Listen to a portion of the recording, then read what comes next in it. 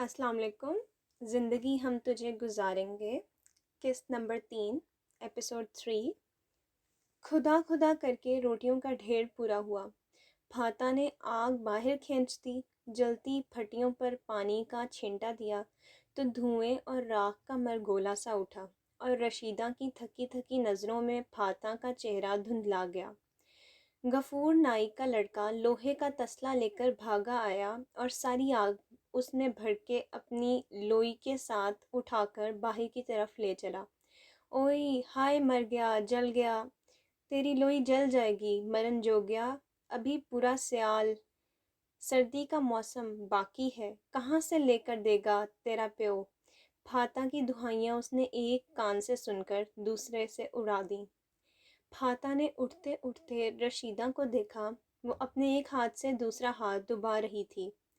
तू मुझे ठीक नहीं लग रही, जा घर जाके साल ले ले, दोबारा आ जाई। अभी तो सारी रात ड्यूटी देनी है। देख, अभी से धुंध उतर रही है, कोड़ा कोहर पड़ने लगा है। बंदा सियाल गुजार के ठंडे मीठे मौसम में व्याह रखे। वो बुड़बुड़ाती चली गई। रशीदा खामोशी से हाथ दुबाते हुए राख होती आग को देखती रही। कुछ लम्हों पहले तक चूल्हा कैसे भड़क रहा था और अब राख की तह में चिंगारियां दम तोड़ रही थीं और किसी बांझ औरत की कोख की तरह वीरान होता चूल्हा देखकर रशीदा को वहशत सी होने लगी। पागले, चूल्हे को देखकर वहशत खा रही है। इसका तो मुकद्दर ही हर रोज जलना है, हर रात वीरान होना है। जैसे तू हर दिन अपनी जिंदगी की भट्टी सुलगाती है और हर रात उजड़ कर सो जाती है। उसने बिखरे वजूद को तागा तागा जोड़ा और हिम्मत करके उठ खड़ी हुई। अंदर पंजाबी गानों के फड़कते बोलों की गर्मी थी। इससे पहले टप्पों और गिद्दे की ताली थी।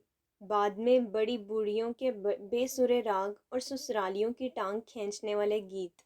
वही गीत जो रशीदा की शादी में भी इसी तरह गाए गए थे।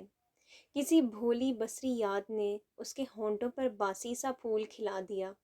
पहली शादी, पहला शौहर और पहली रात। जिसे रास आ जाए उसके लिए बाद में सब समझौता होता है। वो समझौता जो रशीदा कई सालों से करती चली आ रही थी, अब तो शुमार करना भी छोड़ दिया था। दूसरी शादी, दूसरा शौहर और कई फ़र्ज समझकर गुजारी रातें। उसका हलक तक कड़वा हो गया। उन्हीं सोचों में उलझती माजी की गुमसुम घड़ियाँ, जिनमें रोशनी और तारीकी का तनासुब एक सा था। वो दालान अबूर करके बड़े कमरे के जहाज़ी साइज़ दरवाजे में आ खड़ी हुई, जहाँ नसीबो लाल मंजियाँ तोड़ रही थी और सुरैया की अड्डियाँ ज़मीन हिला रही थीं। रशीदा हक्का बक्का बुत हो गई। ऐसी अदाएं, ऐसे हलकोरे, ऐसी बेबाकी। दुपट्टा उतर कर कदमों में लौट रहा था। लड़कियां, औरतें तालियां पीटती मज़ा लेती एक दूसरे के पलुओं में मुंह दे रही होती थीं। हाय नी मर जानिए, तू तो साइमा लग रही है, साइमा। मलकानी ने तकिए के नीचे हाथ घुसाया और 10-10 के नोटों वाली गड्डी निकालकर सर पर से वार दी। रशीदा के अंदर की औरत, जिसे वो हमेशा कमीनी औरत कहती थी, तालियां पीट पीट कर सुरैया को दाद दे रही थी। मगर सुरैया की सौतेली माँ रशीदा के लिए अगला लम्हा पहले से ज़्यादा तकलीफ़देह और परेशान कुन था। सुरैया ने नीचे बैठकर वो नोट समेटने शुरू कर दिए थे। सारी औरतें सुरैया की इस हरकत को मजाक समझकर लूट पूट होने लगीं, मगर रशीदा जानती थी सुरैया ने यह हरकत मजाक में नहीं की। वो ये नोट समेट कर ले आएगी। रशीदा उल्टे कदमों वहाँ से भागी।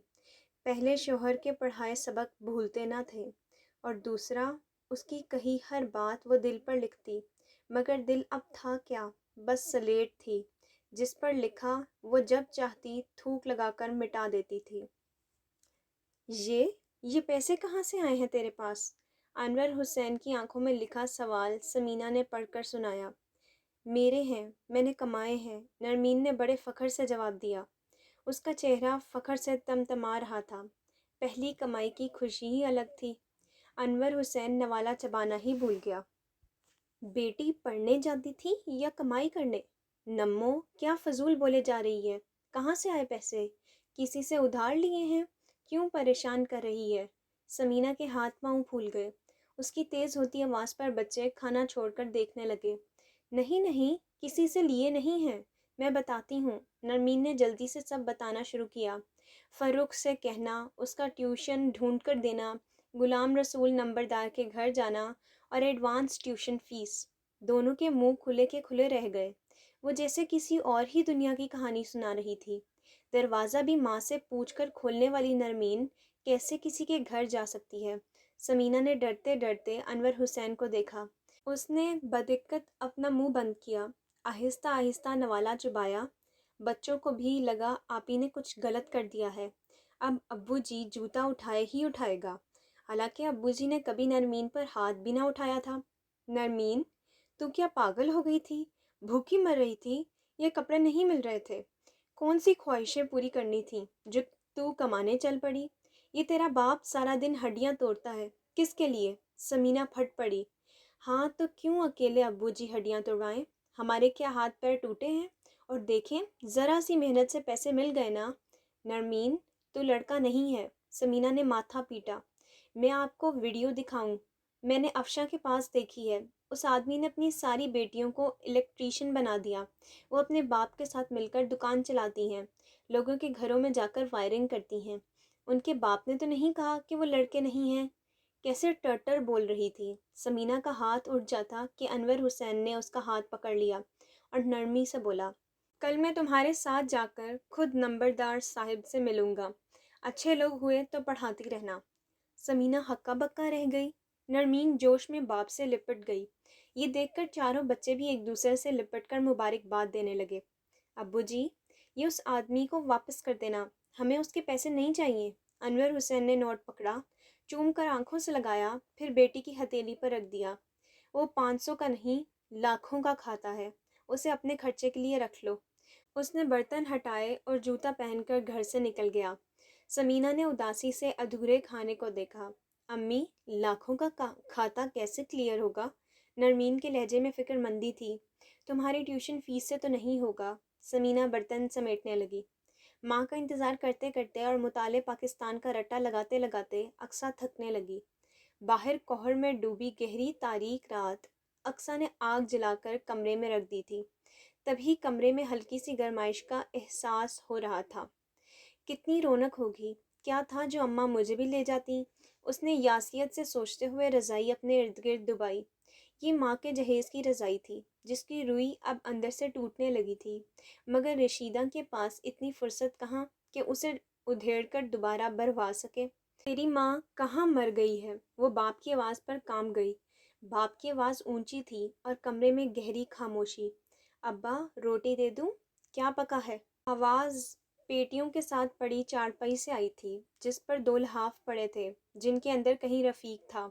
بیماری اور سردی نے اسے بحال کر دیا تھا۔ آلو گوبھی، تیری آلو گوبھی کی تو وہ سوتیلا باپ تھا، کبھی باپ نہ بنا، بس سوتیلا ہی رہا۔ دوسری طرف رشیدہ تھی، اس کی بیٹی کی ماں بننے کی کوششوں میں ہلکان ہوتی رہی، مگر کہلائی وہ بھی سوتیلی، مرن جوگی، خود وہاں مرغ مسلم کھا رہی ہوگی، اور میرے لیے پکا گئی ہے آلو گوبھی۔ سب پتہ ہے، میرے ساتھ تو زبردستی نکاحی گئی ہے، ورنہ دل میں تو اب بھی وہی رہتا ہے، علی بخش ترکھان۔ اقصیٰ کو ان گالیوں کی عادت تھی، اس لیے بیزاری سے کمرے میں بند دروازے کو گھورتی رہی۔ خود اس کا باپ اتنی چھوٹی عمر میں مرا تھا کہ اقصیٰ کو اس کا چہرہ تک یاد نہ تھا۔ جا دفع ہو، پتہ کر گھر کب مرے گی۔ ابا، باہر بہت اندھیرا ہے، تجھے کھا جائے گا، جاتی ہے یا؟ اس نے لحاف کے اندر سے ہاتھ نکال کر اپنی لاٹھی ٹٹولی تو اقصیٰ ڈر کر اٹھی، دروازہ کھول کر برآمدے میں جا کھڑی ہوئی۔ سرد ہوا اس کے کمزور بدن کو چیرنے لگی۔ اللہ میاں جی، اماں کو بھیج دیں یا سریا آپا کو۔ وہ دوسرے کمرے میں بھی نہ جا سکتی تھی کہ اماں نے رفیق کے کمرے میں رکنے کی خاص تاکید کی تھی کہ اسے کسی چیز کی ضرورت نہ ہو۔ ہائے ہائے، رفیق کی ٹانگ میں یقیناً درد اٹھ رہا تھا۔ ابھی کچھ ماہ پہلے کی بات تھی جب اقصیٰ نے رفیق کا پاؤں دباتے ہوئے انگوٹھے کے نیچے سیاہ دھبا دیکھا تھا۔ اقصیٰ نے تجسس میں انگوٹھے کو دبایا تو اگلا لمحہ بہت خوفناک تھا۔ انگوٹھے کی جلد پھٹی اور اس میں سے مواد بہہ نکلا تھا۔ خوف سے چیختی ہوئی اقصیٰ وہاں سے بھاگ کر ماں کی بکل میں چھپ گئی، مگر ماں کی بکل میں بہت سے چھید تھے، تبھی تو وہ پکڑی گئی۔ دونوں ماں بیٹی کو پیٹ کر وہ گھبراہٹ میں گھر سے نکل گیا تھا۔ شوگر نے اس کا پیر کھا لیا ہے۔ غفور نائی کے پاس اپنی حکمت اور شوگر کا شرطیہ علاج تھا۔ کئی دن وہ گھر آ کر زخم کی صفائی کر کے پٹیاں بدلتا رہا، مگر بات اس کے بس سے باہر کی تھی۔ ہار کر رفیق کو ڈاکٹر کے پاس جانا پڑا، جس نے آپریشن کر کے انگوٹھے کی ہڈی نکال دی تھی۔ اس دن اقصیٰ کا دل چاہا وہ رفیق کے دوسرے پیر کو بھی اس طرح دبا دے۔ ٹینٹ کے آخری اندھیرے کونے میں وہ سردی سے تھر تھر کانپ رہی تھی۔ شادی کے شوق میں کڑھائی والا ریشمی سوٹ پہنا تھا۔ اندر تو زیادہ محسوس نہ ہوا کہ انگ انگ میں بجلیاں کودتی تھیں، اور یہاں کڑاکے کی ٹھنڈ نے بجلیوں کے سارے کڑاکے نکال دیے تھے۔ کہاں مر گیا کمبخت! ٹینٹ کے اندر ماحول پورے عروج پر تھا۔ رانی خسرے کا ڈانس اور مردوں کا ٹھڑک پن، ان کا شواہد پن چھلک چھلک کر باہر آ رہا تھا۔ اس نے ٹینٹ کے اندر جھانکنے کی کوشش کی، مگر کہیں کوئی درز نہ تھی۔ تبھی غفور نائی کا لڑکا بھاگتا ہوا آیا، ہاتھ میں شاپر تھا۔ تجھے کہاں موت پڑ گئی تھی؟ سردی سے میری کلفی جم گئی۔ ثریا نے شاپر جھپٹ کر پکڑا اور کھولا، ساتھ ہی منہ بنا لیا۔ کوئی 4 پیس مچھلی کے اور ڈال لیتا۔ شاپر کھلتے ہی مچھلی کی اشتہا انگیز خوشبو ان کے چارسو پھیل گئی تھی۔ اتنی مشکل سے تو پار کیے تھے۔ بندہ چوری کرے تو سواد کی تو کرے، ثریا نے ناک چڑھا کر کہا۔ چل بھاگ، اور وہ بھاگ گیا۔ ثریا عقب میں آہٹ محسوس کر کے تیزی سے پلٹی تو پیچھے کھڑے بشیر سے ٹکرا گئی۔ سنبھل کے میری جان، دفع ہو، اندھا ہے، نظر نہیں آتا کیا؟ یہاں میں کھڑی ہوں۔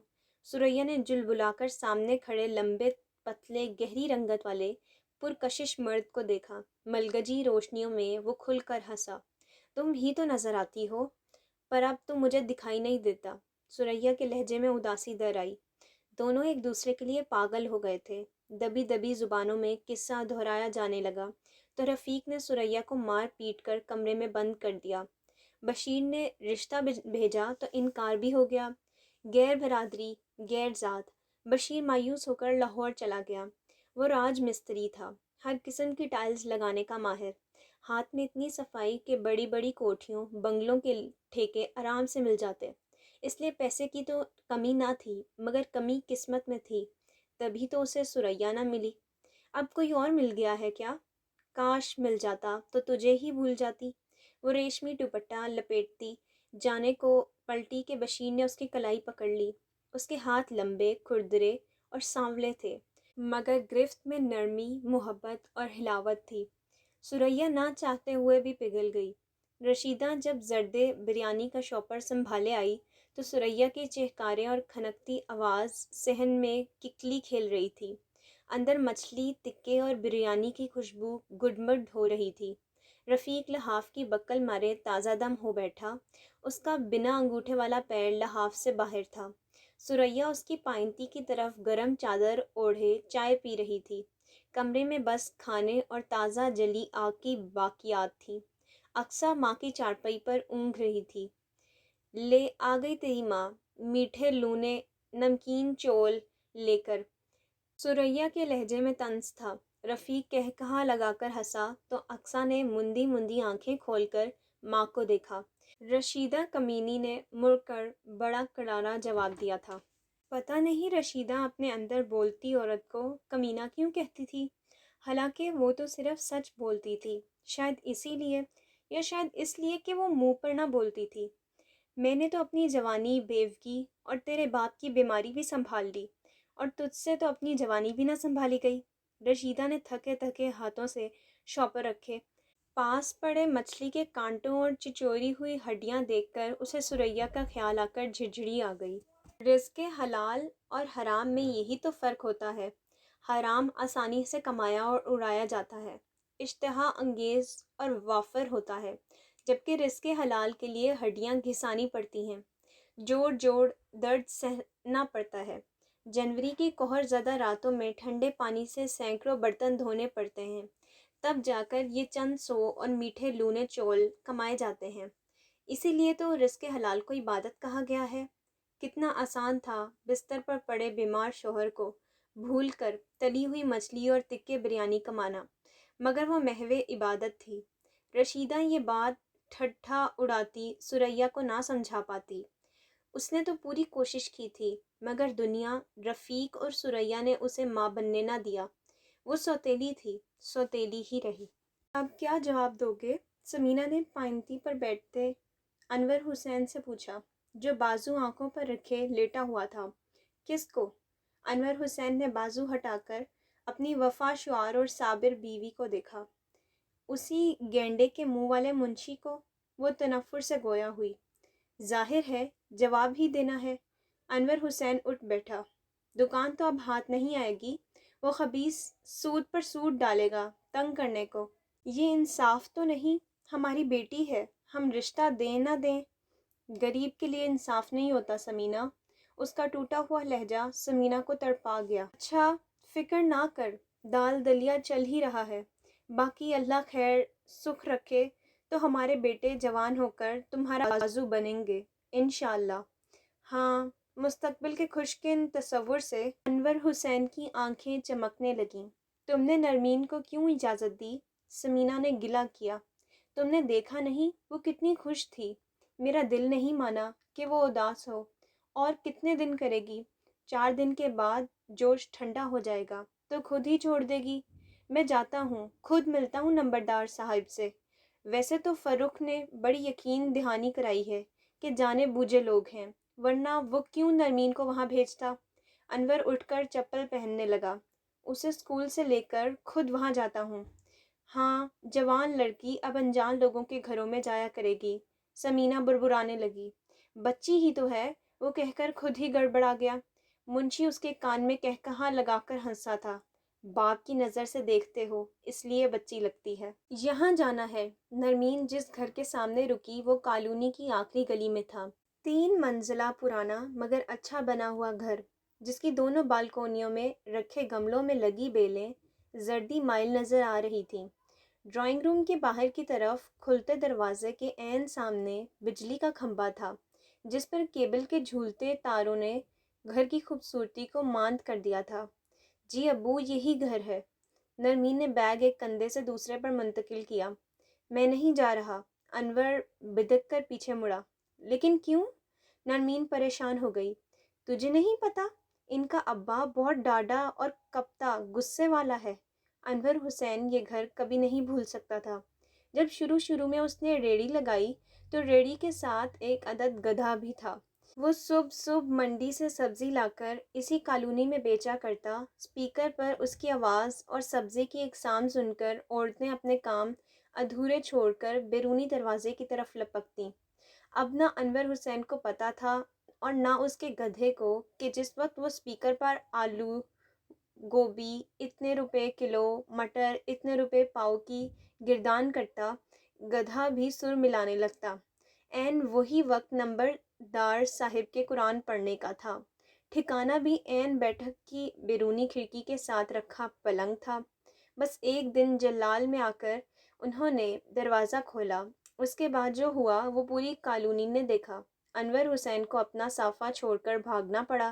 شیطان کی اولاد، آج کے بعد تیری یہ منحوس آواز سنی تو گدھے کی جگہ تو اور تیری جگہ تیرا کھوتا بیٹھا ہوگا۔ کم بخت کو یہ نہیں پتا کہ میں یہاں بیٹھا سبق پڑھ رہا ہوں، میرے سر پر آ کر ڈھینچو ڈھینچو کرنے لگتا ہے۔ نرمین منہ پر ہاتھ رکھ کر ہنستی چلی گئی۔ نہیں ابا جی، دادا جی تو بہت اچھے ہیں۔ کون سے دادا جی؟ اندر تو چلیں۔ نرمین نے بیٹھک کھٹکھٹائی تو عثمان نے بھاگ کر دروازہ کھولا۔ انور حسین نے بصد احترام اپنا جوتا دروازے میں ہی اتار دیا۔ نمبردار صاحب دوپہر کا کھانا کھا کر محو کیلولہ تھے۔ چونک کر جاگے۔ دادا جی، یہ میرے ابو ہیں۔ اچھا اچھا۔ انہوں نے ہاتھ نکالا۔ انور حسین نے دونوں ہاتھوں سے مصافحہ کیا اور سمٹ کر صوفے کے کنارے پر بیٹھ گیا۔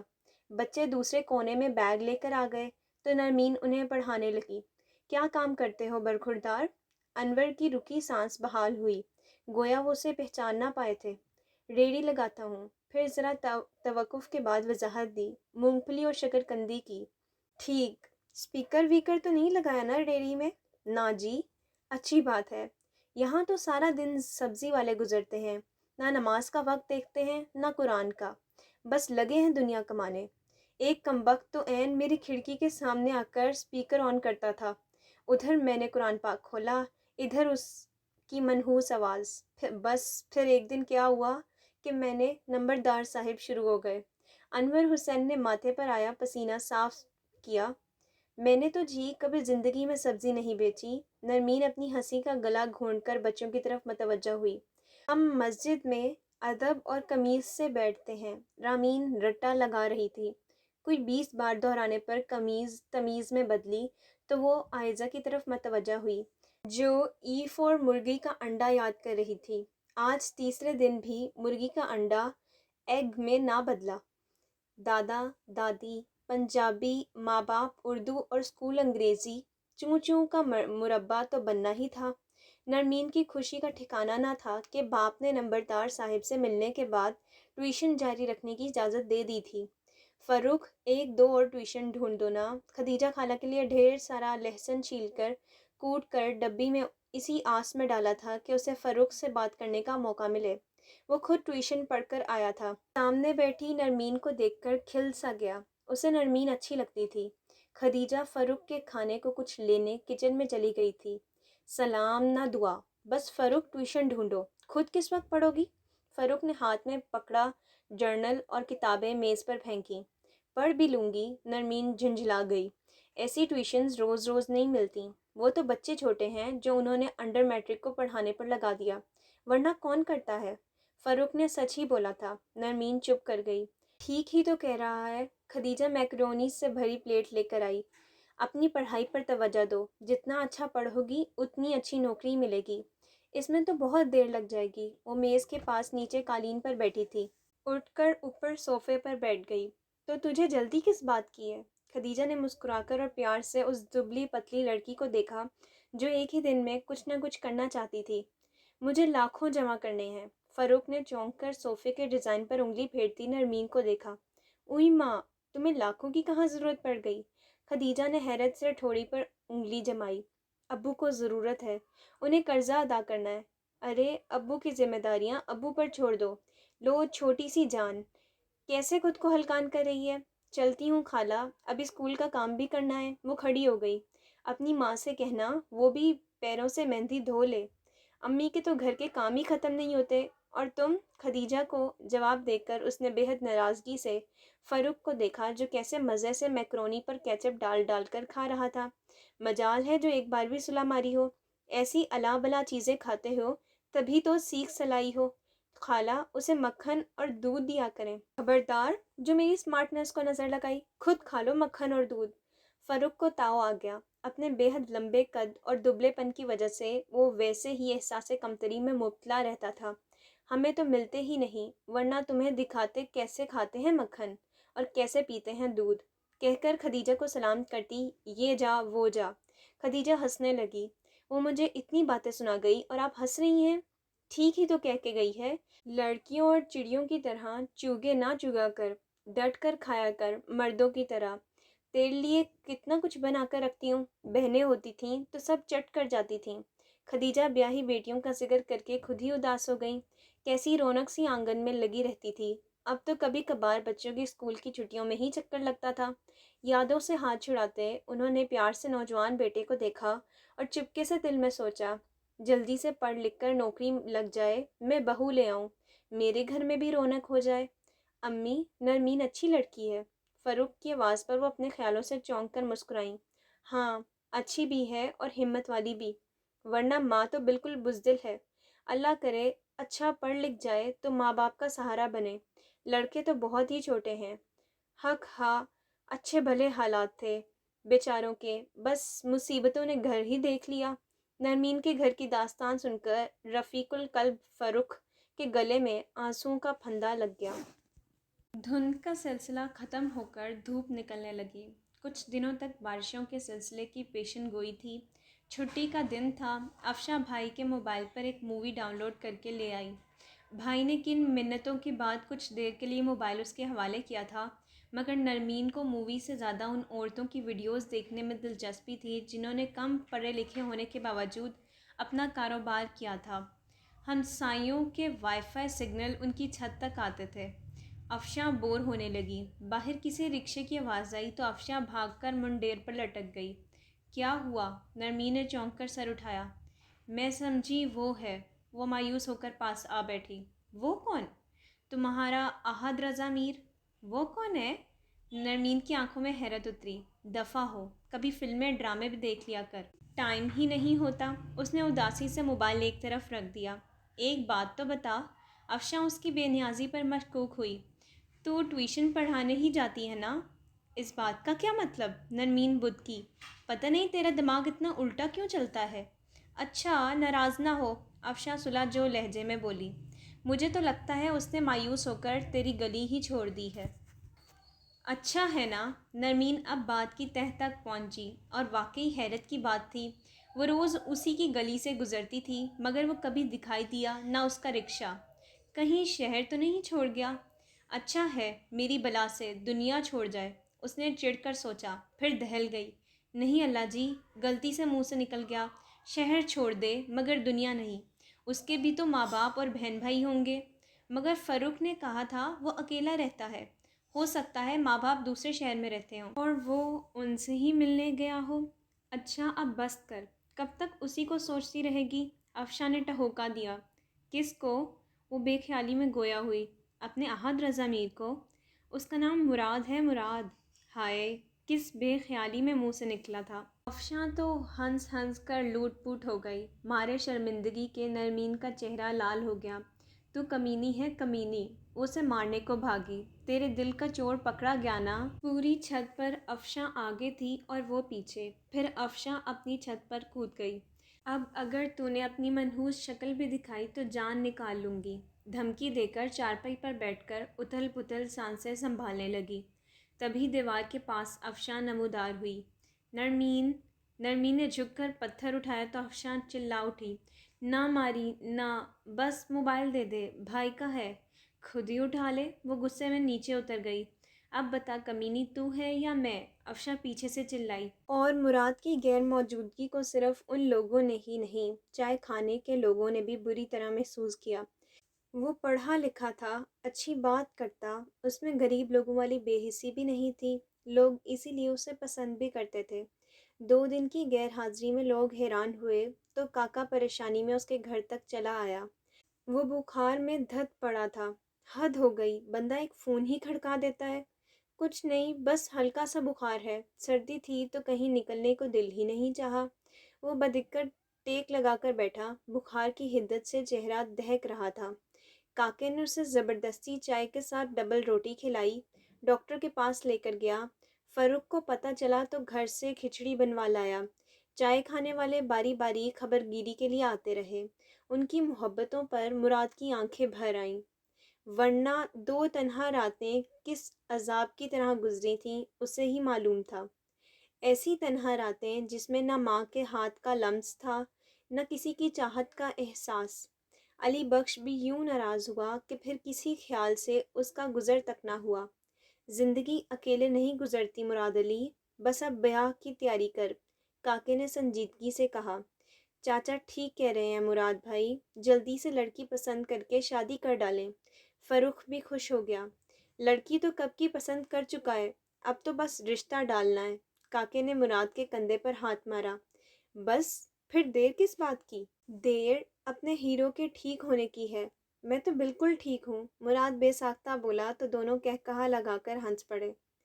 وہ بس آدھا گھنٹہ لیٹ تھی، مگر پتہ تھا ماں کی آنکھیں دروازے پر لگی ہوں گی۔ تبھی تیزی سے ڈاک خانے کی عمارت کو عبور کیا۔ عمارت پر تالا لگا تھا اور ارد گرد خشک پتوں کے ڈھیر میں آوارہ کتے منہ مارتے پھر رہے تھے۔ کالونی کی خاموش سڑک پر اس کا اسکول کا جوتا کھٹ کھٹ بجتا تھا۔ گرم چادر لپیٹے، دوائیوں کا شاپر ہاتھ میں لیے وہ دوسری گلی کے موڑ سے سامنے آیا۔ نرمین رکی، نہ اسے دیکھا، بس ناک کی سیدھ میں چلتی گئی۔ مراد نے اسے دیکھا بھی اور ٹھٹک کر رکا بھی۔ سنسان گلیوں نے بڑھاوا دیا تو وہ تیزی سے اس کے برابر آ گیا۔ نرمین! کیسا نرم لہجہ تھا، مگر نرمین جیسے پتھر کھا کر رکی۔ تم سے بات کرنی ہے۔ بیگ کے اسٹریپ پر گرفت مضبوط کرتے ہوئے وہ بولی، فاصلہ بہت تھوڑا ہے، بات اس سے بھی مختصر، پلیز سن لو، میرا پیچھا چھوڑ دو۔ نرمین کی آواز میں گھبراہٹ اور خوف تھا۔ پیچھا نہیں کروں گا، نہ راستے میں آؤں گا، بس اتنا کہنا ہے، تم سے شادی کرنا چاہتا ہوں، تمہارے گھر رشتہ بھیج رہا ہوں، پلیز انکار نہ کرنا۔ تم پاگل ہو؟ وہ ڈر کر رک گئی اور گھبرا کر ادھر ادھر دیکھنے لگی۔ کیوں؟ تم سے بس پاگل شادی کر سکتا ہے کیا؟ مجھے نہیں کرنی شادی۔ دیکھو، میں برا انسان نہیں ہوں، سگریٹ تک نہیں پیتا، آمدنی بھی اچھی ہے، پیسے بھی جوڑ رہا ہوں، بہت جلد رکشہ بیچ کر ٹیکسی لے لوں گا، ٹیکسی نہیں کار، کیونکہ چھوٹا شہر ہے تو ٹیکسی تو یہاں چلے گی نہیں، کار تو رینٹ پر نکل جائے گی۔ مجھے تمہاری کوئی بات نہیں سننی، میرے پیچھے نہ آنا۔ وہ اسے پیچھے چھوڑ کر تیز تیز نکل گئی۔ پیچھے نہیں، رشتہ لے کر آؤں گا گھر پر، تم انکار نہ کرنا، وعدہ کرتا ہوں تمہیں رکشہ چلانا بھی سکھا دوں گا۔ وہ زور سے پکارا۔ نرمین نے دوڑ لگا دی۔ مراد ہنسنے لگا۔ ایویں بس خواہ مخواہ آج بہت دنوں کے بعد اسے جو دیکھا تھا۔ نرمین کہاں رہ گئی تھی؟ پتہ بھی ہے میری جان اٹکی رہتی ہے۔ سمینہ نے سکون کا سانس لیا۔ بچوں کے ٹیسٹ ہو رہے ہیں تو ٹائم زیادہ لگ گیا، وہ ماں سے نظریں نہ ملا پائی۔ سمرین بیٹھی فضا کی پونی بنا رہی تھی۔ سمینہ نے بچوں کے کپڑے بھگو رکھے تھے۔ سمرین، جا بہن کو کھانا نکال کر دے۔ نہیں امی، باجی نے چاول کھلا دیے تھے۔ وہ سیدھی کمرے میں گھس گئی، بیگ پھینک کر چت لیٹ گئی۔ ہاتھ پیر اب بھی قابو میں نہ تھے، دل دھڑک دھڑک کے پاگل ہو رہا تھا۔ بھاگتی ہوئی آئی ہوں اس لیے، نرمین نے خود کو تسلی دی، مگر وہ ساری رات اس کے کان میں سرگوشیاں کرتا رہا۔ تم سے شادی کرنا چاہتا ہوں۔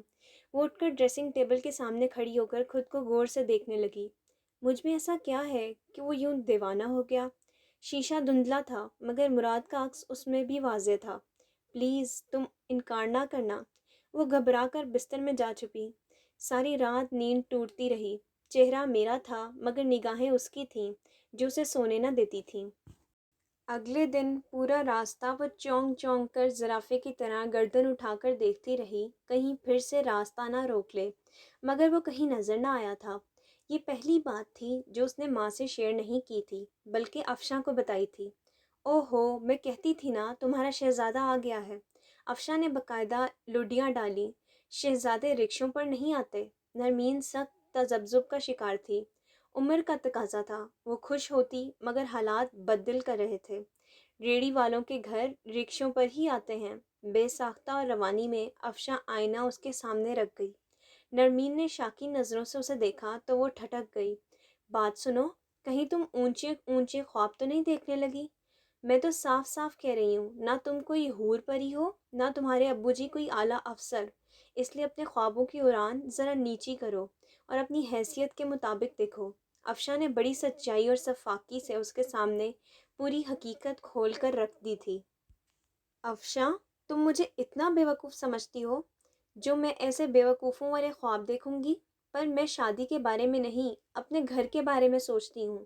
مجھے تو اپنے ابو جی کا بازو بننا ہے، ان کا سہارا، ان کا بیٹا بننا ہے۔ نرمین زخمی لہجے میں بولے گئی۔ بڑی مہربانی، تم ان کی بیٹی بن کر آرام سے اس گھر سے رخصت ہو جاؤ، تمہارے ابو جی پر احسان ہوگا، ان کا ایک بوجھ، ایک ذمہ داری کم ہوگی۔ بیٹی بوجھ ہوتی ہے؟ ہاں جی، اور اب یہ بوجھ مراد علی خوشی خوشی اٹھانے کو تیار ہو گیا ہے، اس لیے تم بس رخصتی کی تیاری کرو۔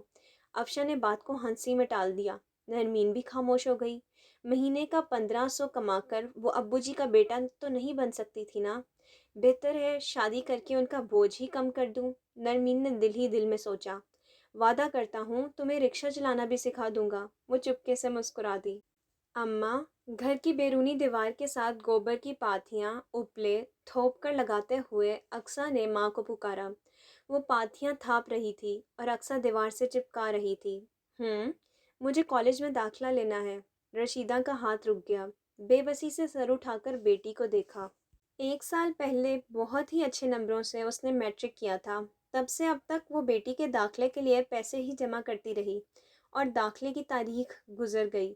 اس کے لیے تو شہر جانا پڑے گا۔ اماں، لڑکیاں جاتی تو ہیں ویگن میں بیٹھ کر۔ اقصیٰ اکتا گئی۔ صاف کہو پیسے نہیں ہیں۔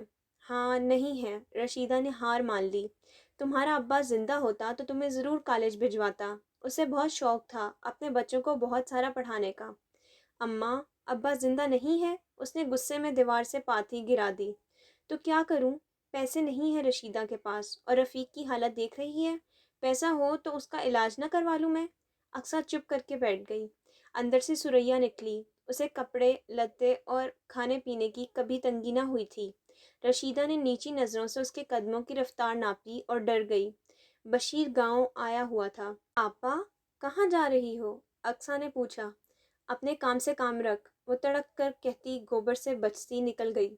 سریا کی معصومیت کو دیمک تو کئی سال پہلے ہی لگ گئی تھی، اور اب اس دیمک نے اسے اندر ہی اندر کھانا شروع کر دیا تھا۔ وہ اندر سے کھوکھلی ہونے لگی تھی اور چہرے پر عجیب سا کھرانٹ پن دکھائی دیتا تھا۔ تبھی تو پورے گاؤں میں اس کے لیے رشتہ نہ ملتا تھا۔ رفیق بے غیرت تھا یا بے خبر، رشیدہ کو کبھی سمجھ میں ہی نہ آیا تھا۔ اماں، دوسری شادی کرنی تھی تو کسی ڈھنگ کے بندے سے کر لیتی، یہ رفیق اور اس کی بری میں آئی ہوئی بیٹی ہی ملی تھی۔ چپ، باپ ہے تیرا؟ میرا باپ تو قبر میں ہے، ٹاہلی کی ٹھنڈی چھاؤں کے نیچے۔ اقصیٰ نے تنکے سے لکیریں کھینچنا شروع کر دیں۔ اللہ اس کی قبر کو ٹھنڈا رکھے۔ ابا سے بہت پیار کرتی تھی نا؟ وہ تھا ہی ایسا، بہت غیرت والا، تھوڑا کماتا تھا، تھوڑا کھلاتا تھا، پر عزت بہت دیتا تھا۔ جب بھی رشیدہ اس کے باپ کو یاد کر کے مسکراتی، اقصیٰ کو بہت ہی پیاری لگتی تھی۔ اس کے کالج کا قصہ پھر درمیان میں رہ گیا۔ ماں بیٹی باتوں کی پاتیاں تھاپ تھاپ کر دل و ذہن کی دیواریں بھرتی رہیں، یہاں تک کہ اندر سے رفیق کی گالیاں سنائی دینے لگیں۔ الو کی پٹھی بیٹھ کر اپنے مرے ہوئے خصم کو ہی یاد کرتی رہے گی، تجھے بھی بھیج دوں اس کے ساتھ قبر میں؟ رشیدہ اندر کی طرف بھاگی، اقصیٰ بیزاری سے بکھراوا سمیٹنے لگی۔ رفیق کے پیر میں پھر زخم بن گیا تھا، بے حس پیر تھا، درد بھی نہ ہوتا۔ غفور نائی شوگر کی دوا بنا کر دیتا اور زخم صاف کر کے گلا ہوا ماंس کاٹ کر پٹی باندھ دیتا تھا۔ اس کے بعد جو تکلیف ہوتی وہ ناقابل برداشت تھی۔ وہ ساری ساری رات چیختا۔ ڈاکٹر کے پاس چلا جا، رشیدہ مشورہ دیتی تو وہ سیدھی چپیڑ اس کے منہ پر مارتا۔ لا پیسے، وہ چپ کر جاتی۔ اپنا آپ تو بیچنے سے رہی۔ اقصیٰ اندر آئی اور نلکا کھول کر ہاتھ پاؤں دھونے لگی۔ رشیدہ چولہے میں آگ جلا رہی تھی۔ اقصیٰ اندر جاتے جاتے رک گئی۔ رفیق کی چارپائی دھوپ میں تھی، چیونٹیاں ایک قطار میں چارپائی کے پائے پر چڑھتی رفیق کا زخمی پیر چاٹ رہی تھیں۔ شوگر میں سویا پیر بے حس تھا، نہ رفیق کو خبر تھی نہ اس کے پیر کو۔ اقصیٰ خوف سے کانپتی کمرے میں بھاگ گئی۔ رشیدہ نے دیکھا تو کسی معمول کی طرح اٹھی، رفیق کا پیر صاف کر کے چارپائی کے پائے تلے پانی گرا دیا۔ اب چونٹیاں چارپائی پر نہ چڑھ سکتی تھیں۔ دوپہر کا وقت تھا۔ سمینہ نے دال کو بگاڑ لگایا اور آٹا گوندنے لگی۔ تبھی دروازے پر تیز دستک ہوئی۔ سمرین، دیکھنا کون ہے؟ سمینہ نے کچن سے آواز لگائی تو سمرین نے بھاگ کر دروازہ کھولا۔ ابا گھر پر ہے؟ نہیں۔ سمرین نے متلاشی نظروں سے اس آدمی کے سامنے رکھے ٹوکرے کو کھوجا۔ اوپر بوری بندھی تھی، مگر اطراف سے جھانکتے شوخ رنگ کینو دکھائی دے رہے تھے۔ اچھا، یہ تو اندر رکھواؤ۔ سمرین کچن کی طرف بھاگی۔ امی جی، کوئی بندہ یہ مالٹے لے کر آیا ہے، تیرے ابا نے منگوائے ہوں گے، اسے کہو صحن میں رکھ جائے، اور خبردار جو ہاتھ لگایا۔ بی بی جی، منشی اکرم صاحب نے کینو اور سلام بھیجا ہے۔ آدمی نے صحن میں ٹوکرا رکھ کر آواز لگائی اور چلا گیا۔ سمینہ اپنی جگہ پتھر ہو گئی۔ اوئے مالٹے! نرمین کی آواز پر پتھر میں جان پڑی۔ وہ اٹھی اور تیزی سے صحن میں بھاگی۔ نرمین ایک کندھے پر بیگ سنبھالے جھک کر ایک طرف سے کینو نکالنے کو تھی کہ سمینہ نے آٹے لترے ہاتھوں سے اس کی کلائی پکڑ لی۔ نمو، نہ کر، یہ حرام ہے ہم پر۔ امی، کیا بات کرتی ہیں؟ کینو بھی حرام ہوتے ہیں؟ نرمین چڑ گئی۔ کلائی پر آٹا لگ گیا تھا۔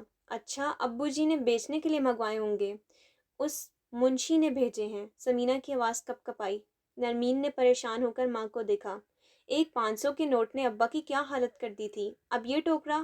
نرمین نے تھوک نگلا۔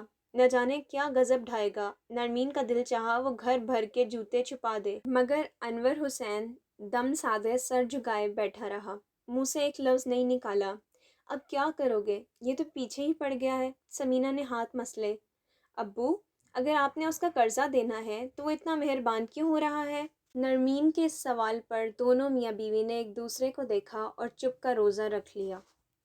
میں گارنٹی دوں گا اس خبیث کی؟ منشی اکرم کے لہجے میں حیرت ہی حیرت تھی۔ وہ اور کاکا آج منشی سے ملنے گودام آئے تھے اور چائے کھانے میں تو ایسی بات نہ ہو سکتی تھی۔ خبیث بہت تحمل سے مسکرایا۔ ضرورت کے وقت تو گدھے کو بھی باپ بنا لیا جاتا ہے، کاکا اسے سمجھا بجھا کر لایا تھا۔ اب جو بھی ہے منشی صاحب، آپ سے زیادہ قابل بندہ تو ہمیں پورے علاقے میں نہیں ملے گا۔ پورا چیچا وطنی اس بات کا گواہ ہے۔ کاکے کی بات پر منشی کی گردن اکڑ گئی۔ آہو تے ہور کی باتیں سچی کرتا ہے تو؟ مراد نے دل ہی دل میں ان سچی باتوں پر لعنت بھیجی اور ساتھ ہی سوچا اللہ ایسی ضرورت کسی پر نہ ڈالے جس میں گدھے کو باپ بنانا پڑے۔ اب جو بھی ہو، جیسا بھی ہے، لڑکا تو اچھا ہے نا، اوپر سے دل بھی دے بیٹھا ہے۔ مراد نے کھنکھار کر کاکے کو بریک لگائی۔ اچھا اچھا تو یہ بات ہے۔ منشی نے مدبر بن کر پتلی پتلی مونچھوں کو تاؤ دیا۔ دل کا کیا ہے، کبھی بھی کسی بھی عمر میں آ جاتا ہے۔ منشی کے تصور میں نرمین کا سراپا جگمگایا اور اس کی ہلکی سی کرن مراد کو پڑ جاتی تو شاید وہ اس کا گلا ہی دبا دیتا۔ اسی لیے تو سوچا مل ملا کر اس کا گھر بسا دیتے ہیں۔ علاقے کا بچہ ہے، بس آپ مہربانی کریں، ذرا ساتھ چلے چلو۔ اس میں کیا بات ہے، چلا چلوں گا۔ کسی کی مجال ہے جو منشی اکرم کو انکار کرے؟ یہ ہوئی نا بات، کہا تھا نا منشی صاحب بڑے مہربان انسان ہیں۔ کاکے نے مراد کے گھٹنے پر ہاتھ مارا، جو اس بات کا اشارہ تھا کہ مراد کو منشی کا شکریہ ادا کرنا چاہیے۔ شکریہ چاچا، بس یہ احسان یاد رکھنا۔ کاکے کی باتوں نے غبارے میں ہوا بھر دی تھی، سو غبارہ اوپر ہی اوپر اڑ رہا تھا۔ یاد رکھوں گا۔ کب چلنا ہے؟ کل، میں رکشہ لے آؤں گا۔ تیرے رکشے میں جاؤں گا؟ منشی کے لہجے میں حقارت در آئی۔ کاکے نے گھبرا کر مراد کو دیکھا، کہیں اس کا دماغ ہی نہ الٹ جائے۔ منشی اکرم کی یہ اوقات نہیں۔ مراد خاموشی سے مسکراتا رہا۔ اپنی گاڑی میں جاؤں گا، جہاں لے جانا ہو لے جانا۔ جی، اور ہاں کچھ پھل مٹھائی بھی لے جانا۔ خواہ مخواہ میری بے عزتی نہ کروا دینا کہ کس بھوکے ننگے کا رشتہ لے آیا ہوں۔ اب جاؤ، مجھے کام کرنا ہے۔ اور کوئی حکم؟ مراد کھڑا ہوا۔ کچھ نہیں، تیاری کر، دونوں اکٹھے شادی کریں گے۔ ہیں، رشتہ دیکھ لیا آپ نے؟ کاکے نے چونک کر سوال کیا۔ ڈال بھی دیا، 1-2 دن میں جواب آ جائے گا۔ منشی نے فخریہ بتایا تھا اور شام تک جواب آ گیا۔ انور حسین سر پر ٹوکرا رکھے بے حد خاموشی سے دفتر میں داخل ہوا۔ ٹوکرا اور اس ماہ کی قسط اس کے سامنے رکھی اور مڑ گیا۔ منشی اکرم کے تن بدن میں آگ لگ گئی۔ انور حسین؟ وہ رک گیا، مڑا اور دونوں ہاتھ جوڑ دیے۔ میں نے کہا تھا سوچ سمجھ کر فیصلہ کرنا۔ سوچ لیا۔ دکان کے بدلے بیٹی نہیں دے سکتا۔ آپ بڑے لوگ ہو، میں رہا غریب ریڈی والا، ہمارا کوئی میل نہیں ہے۔ کبھی دھرتی اور آسمان بھی ملے ہیں؟ مجھے معاف کر دیں جی، میری بیٹی بالری ہے، اس کے لیے اس کے جوڑ کا ہی ڈھونڈوں گا۔ دھیمی آواز میں بولتا، سلام کرتا، وہ جس خاموشی سے آیا تھا اسی سے واپس چلا گیا۔ منشی اسے گالیوں پر گالیاں دیتا رہا۔ دیکھ لینا تجھے کیسے رلاتا ہوں، رشتوں کی کمی نہیں ہے مجھے، کم ذات۔ بہت دنوں کے بعد نرمین نے بال شیمپو کیے تھے۔ ساشے زندہ باد، اپنا سب سے اچھا جوڑا پہنا تھا۔ خدیجہ خالہ نے گھر میں میلاد رکھوایا تھا اور سب وہیں جا رہے تھے۔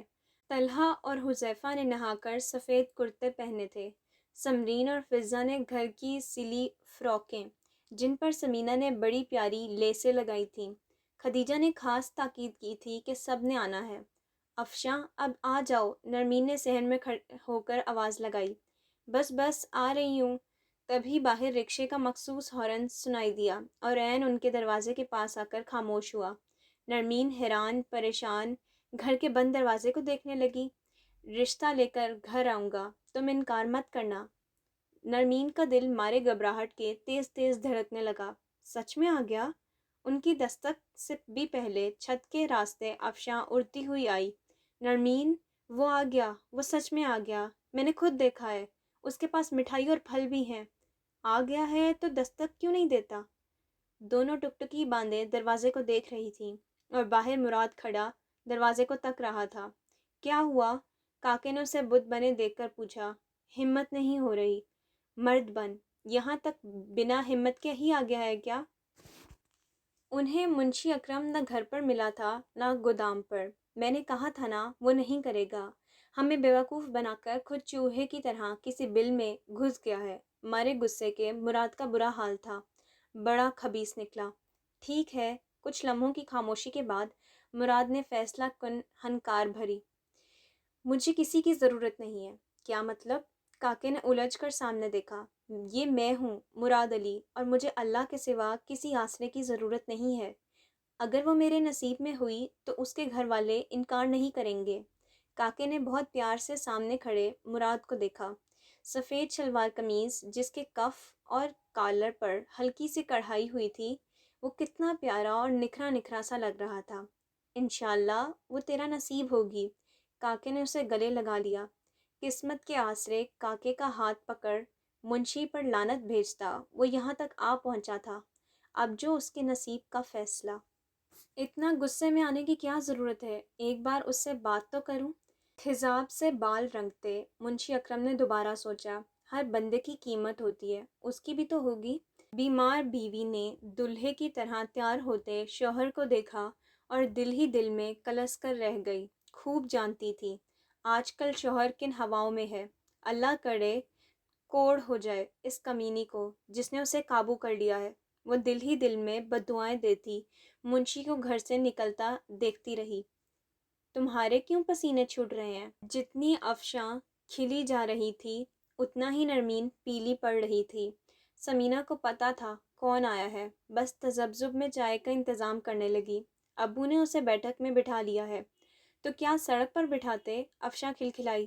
تمہارے کیوں دانت نکل رہے ہیں؟ مہندی ہے رچنے والی ہاتھوں میں۔ نرمین نے اس کا منہ بند کر دیا۔ انور حسین نے مٹھائی اور پھل طلحہ اور حذیفہ کے ہاتھ باورچی خانے میں بھجوا دیے۔ امی مٹھائی بھی ہے۔ طلحہ کے منہ میں پانی آ رہا تھا۔ میں 2 گلاب جامن لوں گا۔